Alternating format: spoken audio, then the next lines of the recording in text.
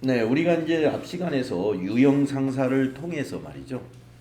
실무 수행에 관한 전체적인 내용을 총 연습을 해 봤습니다. 그래서 여러분이 그 시간을 통해서 많은 자신이 생겼으리라고 보고요.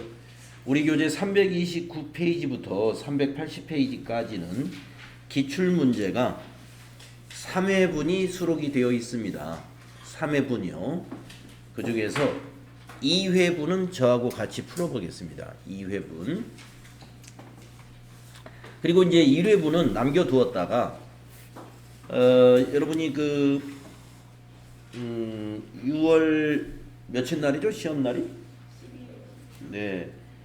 6월 12일 날 시험 보기 전에 한번 마지막으로 그걸 여러분이 시험이라고 생각하시고 시간을 재가면서 6월 9일 날이나 10일 날 한번 풀어보시는. 학원에서 풀어보시고 여러분 질문을 제가 받든지 아니면 그게 여의치 않으면 여러분이 각자 집에서 풀어보시는 것도 괜찮고요. 그래서 하나는 기출문제 하나는 그냥 남겨놓는 걸로 이렇게 하겠습니다. 자, 그래서 6월 달에 보는 시험은 여기 있는 기출문제 여기 3개가 있는데 이 유형으로 출제를 합니다.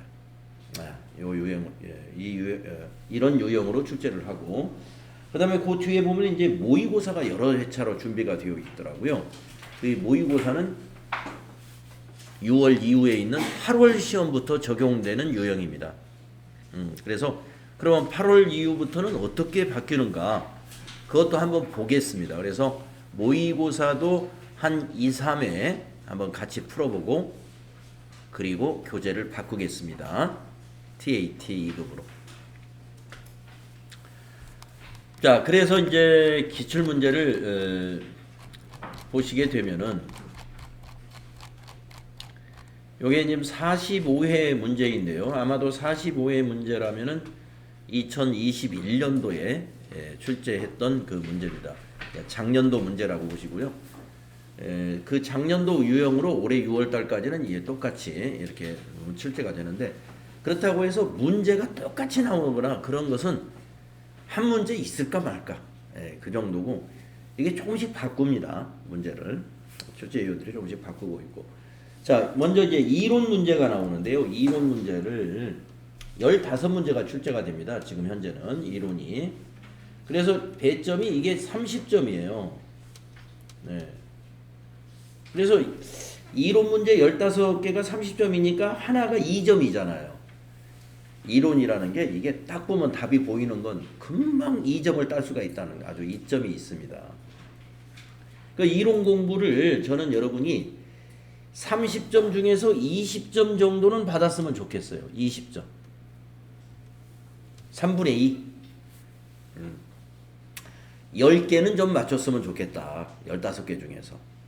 5개는 실수로 틀리거나 아니면 몰라서 틀릴 수도 있죠. 그래서 10개 정도는 맞춰야 무난히 합격할 수 있지 않을까 이렇게 봅니다. 물론 실무에서 완벽하게 완벽은 아니더라도 거의 실수 없이 아는 것은 실수 없이 잘 할 수 있는 사람은 보면은 이론에서 8개 마저도 합격한 사람들이 있더라고요. 그거는 이론을 아주 실수를 최대한 줄인 사람이죠. 그래서 보통이라면은 한 10개 정도는 맞아야 된다. 15개 다 맞으면 너무 좋죠. 이론 다 맞추는 사람은 실기에서 망치는 사람은 절대 없습니다. 왜냐하면 이론이 실력이 단단하기 때문에 실무도 분명히 잘해요. 그래서 이론 시험은 즉 실무 시험의 작은 축소판이나 마찬가지예요. 피해갈 수 없습니다. 그래서 이론 공부 여러분들 잘해 두셔야 되고 동영상 강의는 얼마든지 재탕으로 들으실 수 있으니까 다시 복습하셔가지고 지금 현재 이론 수준이 안 되는 분은 개인 공부를 좀 많이 하셔야 돼요. 자, 한번 문제 같이 풀어봅시다. 아래 문제에서 특별한 언급이 없으면 기업의 보고기간은 매년 1월 1일부터 12월 31일까지입니다. 또한 기업은 일반 기업 회계 기준 및 관련 세법을 계속적으로 적용하고 있다고 가정을 하고 무릎에 가장 합당한 답을 고르시기 바랍니다. 네, 매번 이렇게 나옵니다. 자, 1번 문제 보시겠습니다. 선생님의 질문에 잘못 대답한 사람은 이랬습니다. 선생님이 재무상태표에 대해서 말해볼까요? 이렇게 했어요. 이제 우리 학생들이 자기가 이제 재무상태표에 대해서 뭔가를 얘기합니다. 자, 희영이 학생은 자산에서 부채를 차감하면 자본을 구할 수 있어요. 네, 잘했습니다. 그 다음에 선남이 학생, 재무상태표는 유동성이 큰 항목부터 배열하는 것이 원칙입니다. 네, 잘했습니다. 그 다음 학생, 정상 영업주기 내에 판매가 되더라도 보고기간 종료일로부터 1년 이내에 판매되지 않는 재고자산은 비유동자산으로 분류해야 합니다. 자, 틀렸네요. 여러분, 재고자산은 1년 내에 판매되지 않더라도 정상적인 영업주기 내에 들어갈 수밖에 없습니다. 여러분, 영업주기라는 것은 재고자산을 매입해가지고 아니면 만들어가지고 시장에 내놔서 팔려서 다시 돈이 되어서 돌아올 때까지를 영업주기라고 하거든요. 그러니까 재고자산은 영업주기 안에 들어오는 거예요. 그래서 재고자산이 비유동자산으로 분류되는 일은 없습니다. 그래서 재고자산은 여러분 유동자산이에요. 그래서 여러분 유동자산 공부할 때 유동자산은 당좌자산과 재고자산으로 구분한다. 이렇게 공부했지 않습니까? 그래서 왜 재고자산을 유동자산으로 보느냐? 재고자산이 팔려야 돈이 되는 거죠. 그래서 우리가 유동과 비유동의 구분이 1년을 기준으로 구분을 하기도 하지만 정상적인 영업주기 안에 회전이 되는 것은 유동자산으로 분류한다 이랬단 말이에요. 네, 그래서 아파트를 지어서 판매하는 건설 용역 회사들을 보면은 지금 짓고 있는 아파트가 다 재고자산입니다. 네, 그런데 지금 막 지어서 1층 올라가는 아파트가 그게 팔려서 완공이 돼가지고 잔금까지 들어오는 데는 1년이 더 걸릴 수도 있죠. 그러나 건설회사는 그걸 재고자산으로 유동자산으로 표시해요. 비유동으로 표시하지 않아요. 네, 1년 내에 아파트가 안 팔린다 하더라도 재고자산은 유동자산으로 분류합니다. 알아두세요. 3번 다혜가 틀렸습니다. 철수 맞았나 보세요. 자산과 부채는 원칙적으로 상계하여 표시하면 안 돼요. 맞아요. 자산의 외상매출금하고 부채의 외상매입금을 플러스 마이너스 해가지고 외상매출금이 많은 것만 딱 표시하고 외상매입금은 없는 것처럼 표시한다. 이게 상계해서 표시한 거거든요. 그래서는 안 됩니다. 자, 다음에 두 번째 문제.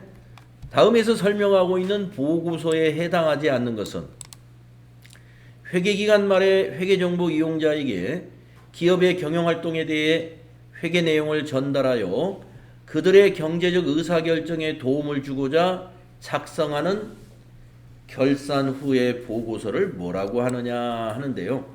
자, 밑에서 답을 찾기 전에 이것을 우리가 무엇이라고 부르느냐를 한번 제가 질문을 해보겠어요. 이것이 무엇에 대한 설명이냐? 이걸 질문을 한번 해보겠습니다. 무엇에 대한 설명일까를 질문을 드려보면은 강미소님한테 한번 질문 드려볼까요? 무엇에 대한 설명입니까? 시산표에 대한 설명이다? 아닙니다. 예. 자, 시산표라고 하는 것은요, 여기 범주에 들어가지 않아요. 우리가 이 결산 후에 작성하는 보고서거든요. 근데 이 시산표는 결산 전에 작성해요. 결산 예비 절차에서 수정 전 시산표를 만들고 수정 분개하고 나서 다시 한번 수정 후 시산표를 한번 만들어 봅니다. 그렇다고 해서 결산이 끝난 게 아니에요. 결산은 손익계산서 개정과 재무상태표 개정을 마감해야 끝나는 거예요. 그러면 마감하고 나서 우리가 작성하는 것을 뭐라 그래요?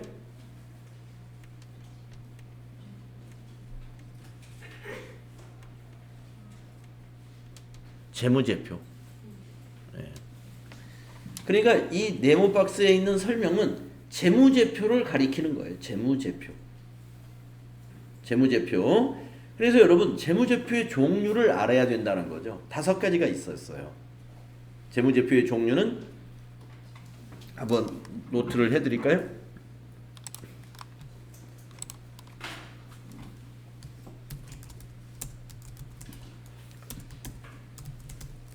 시산표는 재무제표가 아닙니다. 재무제표 작성하기 전에 작성하는 거예요. 시산표는. 자, 재무제표의 종류에는 손익계산서, 재무상태표,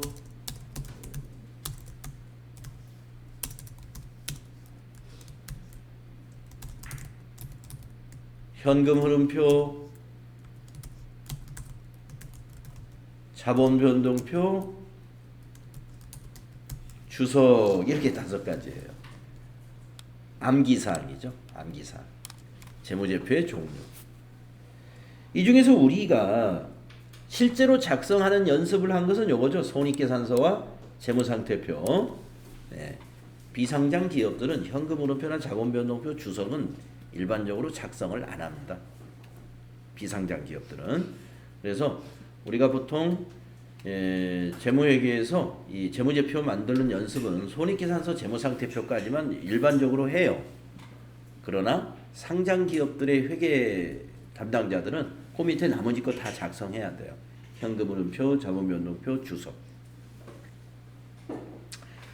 자, 재무제표의 종류하면 요 5가지이기 때문에 암기하셔야 된다 하는 거 말씀드렸습니다. 자, 그러면 해당하지 않는 건 이 답이 시산표예요.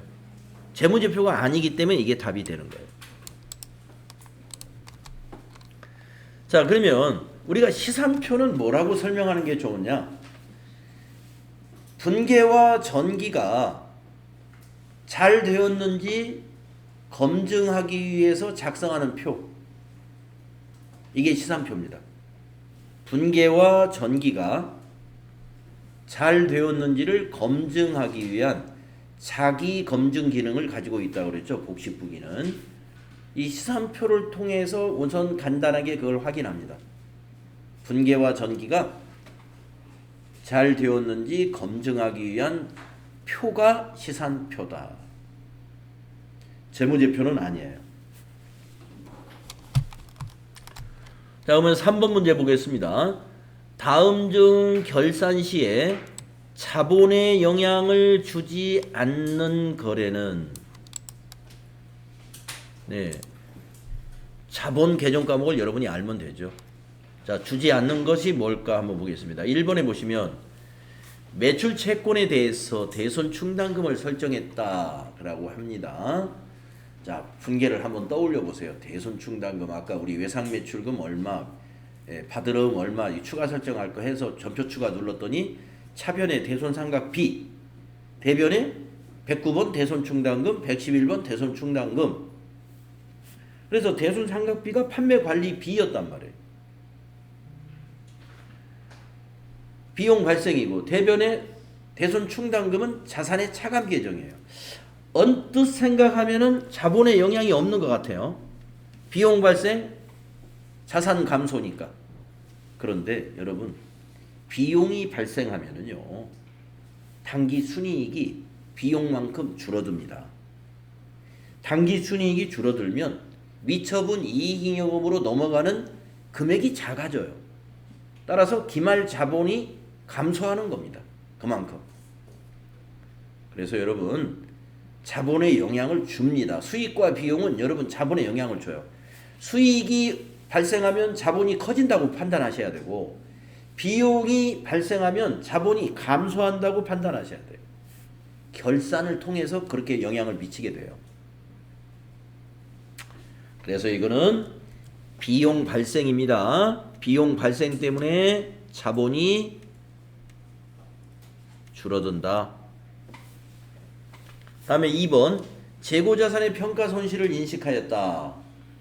자, 재고자산이 가격이 하락하면은요 저가법에 의해서 장부 금액과 공정 가치를 비교해 가지고 낮은 금액으로 평가를 해요. 근데 가격이 떨어진 모양이에요. 그럼 평가 손실을 인식합니다. 재고자산 평가 손실은 매출 원가라는 비용이에요. 똑같네요. 비용 발생. 자본이 줄어들어요. 비용이 발생하면. 여러분 재고자산의 평가 손실은 비용입니다. 그런데 판매관리비가 아니라 매출 원가에 들어가는 비용이에요. 다음에 세 번째의 내용을 보면은 외상 매입금을 현금으로 지급했습니다 했어요. 분계를 한번 떠올려 보세요. 외상 매입금을 지급했다 현금으로. 차변에 와서 부채 감소. 예. 대변에서 자산 감소네요. 비용 발생한 것도 아니고 수익이 발생한 것도 아니고 감소한 것도 아니고 수익과 비용에 아무런 영향이 없죠. 부채 감소, 자산 감소네요. 자본에 영향이 없습니다. 그래서 답은 3번이에요. 그러면 4번을 볼까요? 기간 경과분 미지급 이자를 계상하였다. 결산 때. 그러니까 지급하는 이자니까 이자 비용이잖아요. 비용을 계상했다 이거. 비용 발생할 때 여러분 분계 어떻게 했어요? 차변의 이자 비용, 대변의 미지급 비용 이렇게 분계했죠. 차변의 이자 비용을 기록하면 비용이 발생하죠. 이것도 비용 발생이에요. 4번도. 그래서 자본이 어떻게 돼요? 감소한다. 1, 2, 4번은 기말 자본이 감소할 수 있는 원인이 됩니다. 영향을 줘요. 기말 자본에 감소에 영향을 주고 3번은 영향이 없다. 네. 이 3번 같은 문제를 답을 딱 찾아내야 여러분이 회계의 흐름을 아는 사람입니다. 회계의 순환 과정. 예. 분계가 되어서 그것이 나중에 결산할 때 어떻게 수익이 계산되고 그 이익은 다시 재무상태표 어디로 반영해 가지고 장부가 마감이 되는지 그 흐름, 회계의 순환 과정 그 흐름을 알 때 여기에서 자본의 영향이 있다 없다를 판단할 수 있는 거예요. 자, 우선은 이렇게 알아주세요.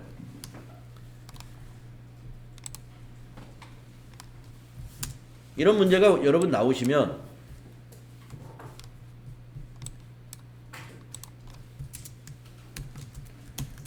자본의 영향이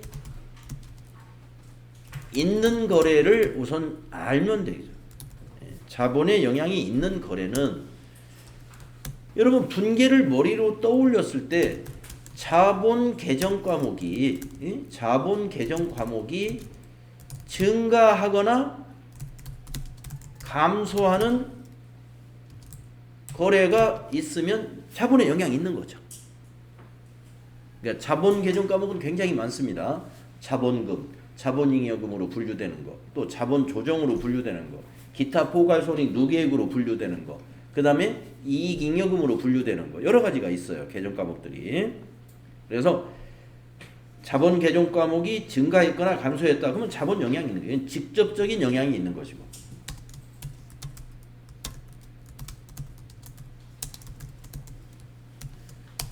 간접적인 영향으로서 수익이나 비용이 발생하거나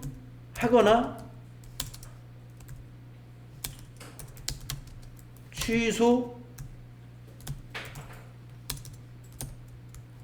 거래. 이거는 간접적인 영향을 준다.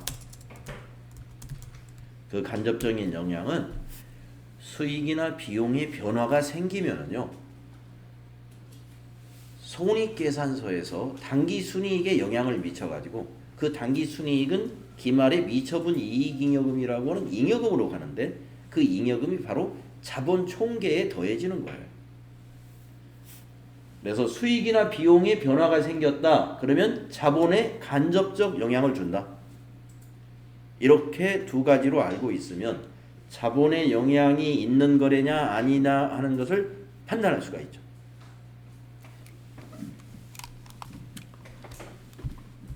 판단할 수 있습니다.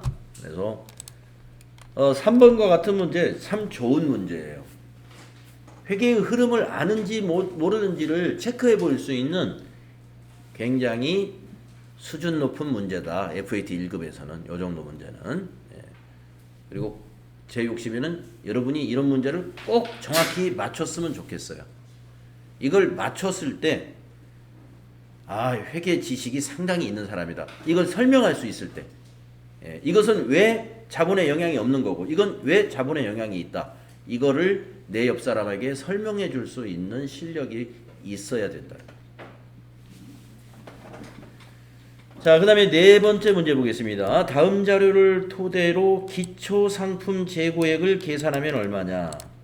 여러분 이런 문제를 만나면은요 상품 계정에 네 가지 요소가 있어요.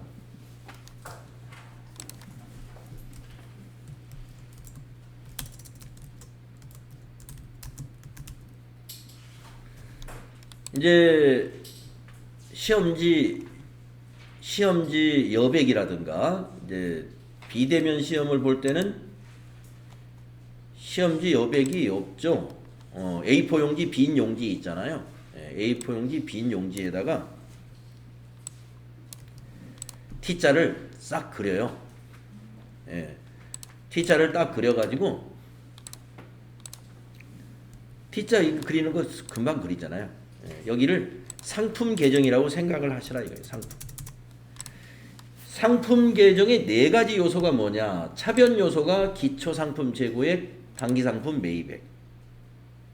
이 합계와 대변 요소가 뭐냐? 상품 매출 원가와 기말 상품 재고액. 이 두 개의 합계는 언제나 일치한다. 언제나 일치해야 된다. 이걸 가지고 칸 채우기를 해주는 거예요. 이런 문제를 낼 때는 이걸 다 채울 수 있도록 문제를 냅니다. 이걸 채울 수 있도록. 데이터를 가지고.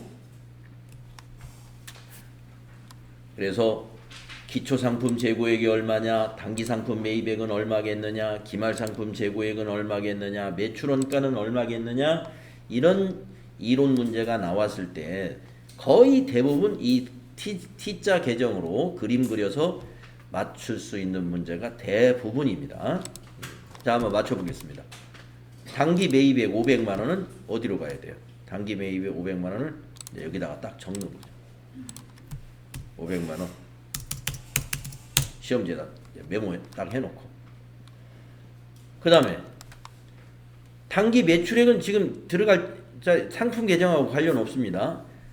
근데 매출 총이익하고 두 개를 연계시키면 매출 원가를 구할 수가 있죠. 여러분 손익계산서의 구조에서 맨 위에 매출액, 그 다음에 매출 원가, 그 밑에 매출 총이익을 구해놨죠. 매출액에서 매출 원가를 뺀 것이 매출 총이익이에요. 그러니까 800만 원에서 얼마를 빼야 150만 원 이익이 나겠느냐. 그 얼마가 매출 원가입니다. 그러면 650이죠. 650. 이 두 개의 데이터를 가지고 여러분은 손익계산서 구조를 안다면 매출원가는 650이다. 이걸 알 수 있다는 거죠. 그래서 매출원가를 여기다 채웁니다. 650. 그 다음에 기말상품 재고액이 50이랍니다. 기말상품 재고액 50. 네, 여기다 50. 자, 양쪽의 합계는 언제나 일치하는 거예요. 그러면 여기가 700만 원이죠? 여기가 700만 원. 그러면 대변도 700만 원을 만들면 돼요. 대변도. 그러면 여기는 200만 원이 되어야 700만 원이 된다. 바로 알 수 있는 거죠. 그래서 기초상품 재고액은 200만 원이다. 이거 찾아내는 건 일도 아니다. 그림을 딱 그려서 하면. 물론 이런 스타일로 문제를 풀려고 하는 분도 있을 것이고 또 이런 스타일로 문제 풀려고 하는 분도 있어요. 우리가 알고 있는 공식, 상품 매출 원가 공식 알고 있잖아요.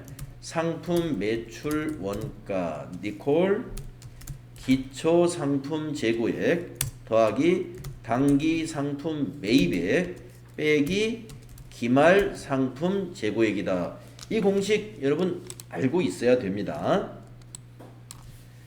상품 매출 원가는 기초 상품 재고액 더하기 당기 상품 매입액 빼기 기말 상품 재고액이다. 이 공식에서 이번에는 이걸 구하라고 했네요. 그러면 여러분이 공식을 만들면 되죠. 기초 상품 재고액은 이걸 열로 빼면 상품 매출 원가가 일로 오면 되죠. 상품 매출 원가에다가 매입액을 더해가지고 기말 상품 재고액을 빼면 되죠. 아니 넘어갔으니까 반대가 되는 거죠. 마이너스가 이게 마이너스가 돼서 매입액을 빼줘야 되겠네요. 매입액을 빼줘요. 650에서 500을 빼줍니다. 이게 2항이 되면 양수가 마이너스가 되잖아요. 그러니까 마이너스 650에서 매입액을 플러스 500을 되면 이게 150이 되죠. 150에다가 기말상품 재고액 50만 원을 더해주면 기초상품 재고액이 나오는 겁니다. 자, 그래서 여러분이 수학에서 이런 이항이라든가 방정식을 세우는데 능숙한 사람은 이 공식 하나 가지고 기초상품 재고액 구하라면 요 세 값을 알면 바로 기초상품을 구할 수 있고 또 당기 매입액을 구하라 그러면 또 요 세 값을 찾아내 가지고 금방 공식을 만들어서 구하고 이렇게 할 수 있습니다. 그런데 저처럼 수학을 잘 못하는 사람은 이 공식 가지고 공식 만들어서 하는 게 익숙치가 않아요. 잘 틀려. 그러니까 이렇게 우리 회계하는 사람들은 T계정이라는 걸 안단 말이에요. 예. 그래서 계정에다 대입해 가지고 맞추셔라. 이게 훨씬 쉽습니다. 5번 문제 보시면요. 다음 자료를 토대로 주식회사 한공의 손익계산서에 표시될 대손상각비를 계산하면 얼마냐. 여기에 있는 그 네 가지 사건에서 대손상각비가 발생하는 분계를 찾아내면 돼요. 자, 첫 번째는 전기말 대손충당금이다. 이건 거래가 아니죠. 아, 이렇구나. 두 번째, 당기말의 매출채권 잔액이다. 네, 이것도 거래는 아니에요. 주어진 데이터입니다. 세 번째, 당기 중에 6만 원의 매출채권이 대손이 확정이 되어서 대손 처리를 했다. 하하, 여기서 대손상각비 나오네. 이 사건에서. 자, 이 사건을 분계 한번 해보겠습니다. 당기 중에 6만 원이 대손이 발생됐어요. 그런데 지금 전기말에 대손 충당금 설정해 놓은 게 4만 원밖에 없어요. 예상했던 것보다 큰 부도가 난 겁니다, 지금. 자, 그러면 분계가 어떻게 되는지 요 분계를 한번 여기 여백에다 제가 써볼게요. 차변의 대손 충당금은 얼마죠? 4만 원. 자, 4자만 쓰겠습니다. 칸을 제가 너무 좋게 잡아서. 그럼 모자라는 2만 원이 뭐예요? 예, 그게 대손상각비예요.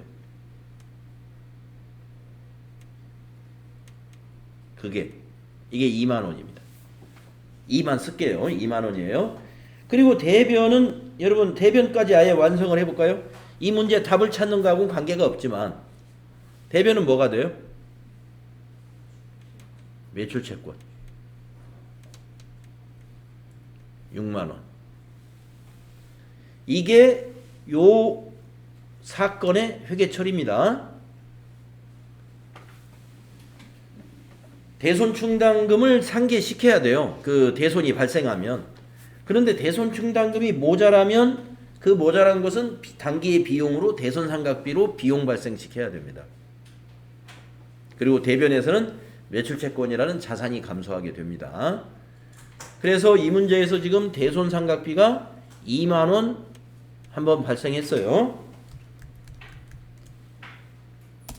그래서 2만원을 여러분이 인식하고 있어야 돼. 다음에 이제 그 밑에 거.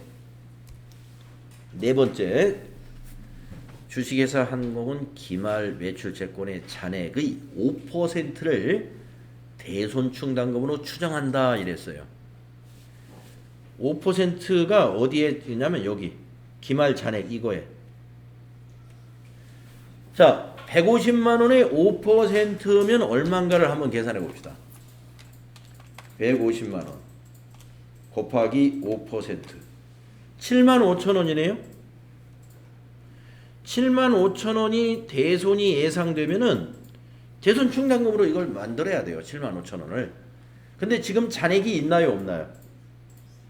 여기서 없어져 버렸죠? 잔액이 없으니까 75,000원 모두 충당해야 됩니다. 자, 여러분 대손 충당금 충당하는 분계 아까 요형상사 자동 결산할 때 기억나시죠? 차변의 대손 상각비, 대변의 대손 충당금. 그러니까 이 분계는 차변의 대손 상각비 75,000원, 대변의 대손 충당금 75,000원입니다. 따라서 지금 여기는 대손 상각비를 계산하라는 문제니까 여기에서 또 대손 상각비가 75,000원이 발생해요. 그래서 두 개를 더해야 됩니다. 여기 네 번째 75,000원이 또 대손 상각비 손익계산서로 가겠구나. 요 두 개 더한 것이 답이에요. 95,000원이다. 1번이 답이다 이건. 5번 문제 별 표시해 놓으세요. 연습해야 됩니다. 분계가 가능해야 돼요. 세 번째 사건과 네 번째 사건에 대해서 분계를 여러분이 정확히 할 수 있어야 돼요. 그래서 분계가 되어야 이 답을 찾아내는 거예요. 분계가 되어야. 자, 제가 세 번째 분계는 여기 지금 너저분하지만 밑에 좀 써놨는데 마지막 네 번째 분계는 안 썼습니다만은 분계가 이렇게 됩니다. 차변의 대손 상각비 75,000원, 대변의 대손 충당금 75,000원이에요. 요 분계. 제가 아실이라고 봅니다. 이런 내용들 우리가 조금 전에 결산하면서 다 했었습니다. 근데 자동 결산으로 해가지고 그 분계 내용이 여러분 머릿속에 안 남아 있을 수가 있어요. 접효추가 눌러서 자동으로 만들어졌기 때문에.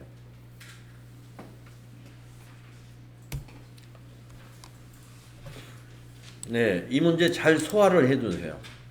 이와 유사한 문제들이 많이 출제되고 있기 때문에 이걸 잘 소화해 놓으셔야 된다. 그리고 이런 수준의 문제가 소화가 되어야 우리가 앞으로 이제 TAT 2급으로 조금 수준을 높여서 이제 우리가 회계를 공부할 텐데, 이런 기초 기반이 다져져 있지 않으면 그 위에서 여러분이 놀 수가 없어요. 어지러워가지고 이게 뭔지. 그래서 기초가 있어야 돼요. 우리가 FAT 1급에서 지금 그 기초를 다지고 있는 겁니다. 그리고 늘 얘기하지만 옆 사람이 질문 안 한다고 해서 덩달아서 질문 안 하시면 안 돼요. 그래서 여러분이 혼자 어디 집에서 질문하실 만한 분이 있으면 상관이 없는데 없다면 저한테 질문해야 됩니다. 여기 학원에 나오는 이유가 질문 빨리빨리 할 수 있고 그래서 학원에 나오십니다. 다음에 6번 보겠습니다. 다음 자료를 토대로 건물 처분 시 인식해야 될 유형자산 처분이익은 얼마냐. 이런 문제도 정말 많이 나오고 있습니다. 그래서 이거 공식 여러분 아시죠? 유형자산 처분 손익을 계산하려면은 두 가지를 알아내야 됩니다.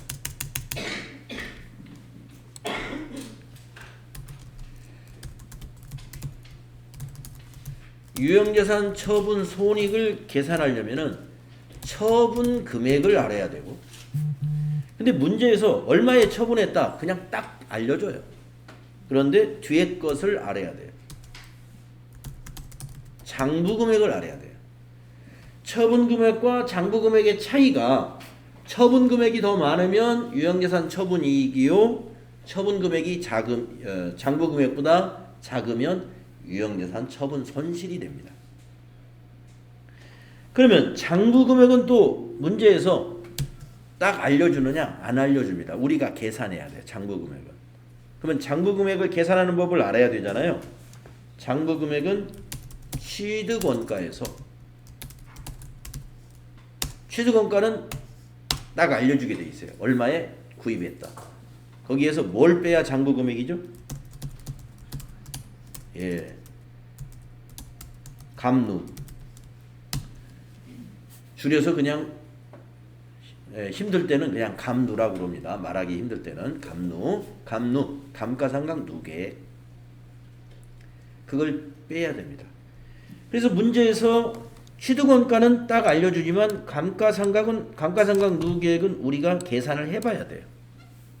1년 지났으면 1년치 감가상각비가 감가상각 누계액이고, 1년 6개월 지났으면 1년 6개월치를 계산해야 그게 감가상각 누계액이에요. 그래서 이 문제 스타일이 많이 나오니까요. 유형자산 처분 손익을 계산하는 거, 요 절차, 이 공식이 일단 머리에 딱 정리가 돼 있어야 됩니다. 자, 그러면 한번 데이터를 볼까요? 어떤 데이터가 주어졌는지. 취득금액 나와 있죠. 100만 원에 건물을 샀고요. 잔존가치가 10만 원이고 내용연수는 3년이며 정액법으로 월할상각을 한답니다. 월할상각이라는 것은 1월 1일 날 취득하지 않았기 때문에 중간에 취득했으니까 해당되는 개월수만 감가상각을 한다는 얘기입니다. 그리고 이것을 6월 30일 날, 그러니까 그 다음에죠. 작년 7월에 사가지고 올 6월 30일에 건물을 120만 원에 처분했답니다. 자, 처분 금액 120만 원 나와 있고,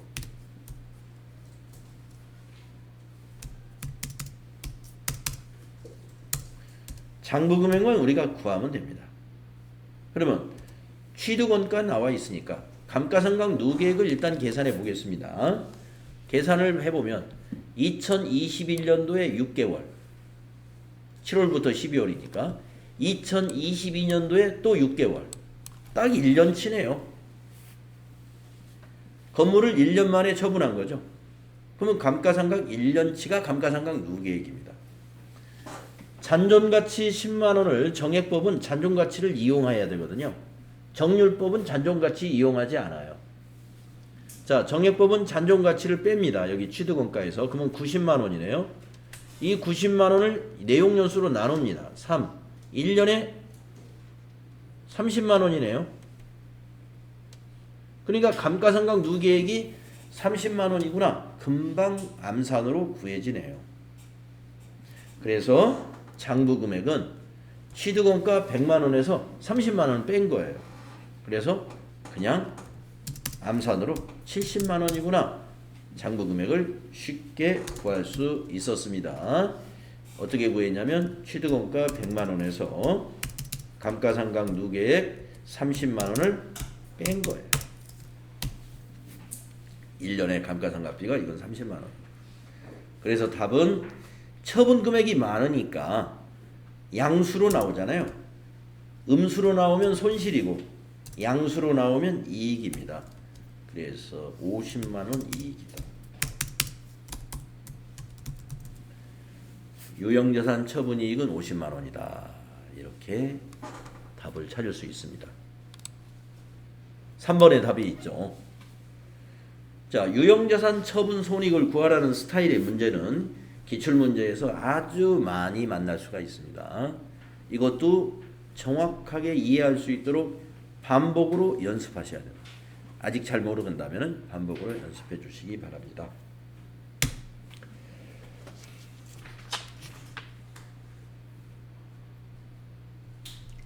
자, 우리가 이 45의 문제에 6번까지 풀이를 해본 거죠.